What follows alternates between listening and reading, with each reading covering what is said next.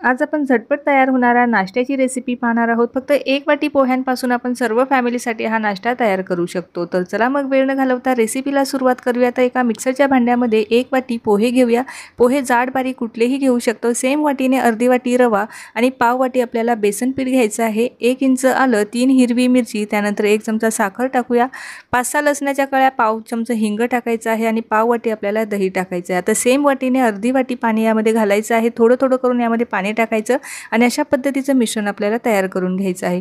पाववाटी आपल्याला इथे हळद आणि 2 चमचेभर आपल्याला तेल टाकून व्यवस्थित मिक्स करायचं आहे आणि 10 मिनिटं झाकून ठेवायचं आहे। त्यानंतर यामध्ये 1 चमचा इनो किंवा 1 पॅकेट इनो टाकून मिश्रण पुन्हा एकदा एकजीव करायचं आणि एखाद्या ताटामध्ये टाकून घ्यायचं आहे। त्यानंतर वरतून लाल मिरची पावडर टाकून हे 20 मिनिटांसाठी आपल्याला शिजवून घ्यायचं आहे। 20 मिनिटांनंतर हा काढून घ्यायचा, पूर्णपणे थंड करून यावरतून तडका टाकायचा। त्यानंतर एखाद्या चटणीसोबत किंवा बिना चटणीचा सुद्धा तुम्ही हा खाऊ शकता।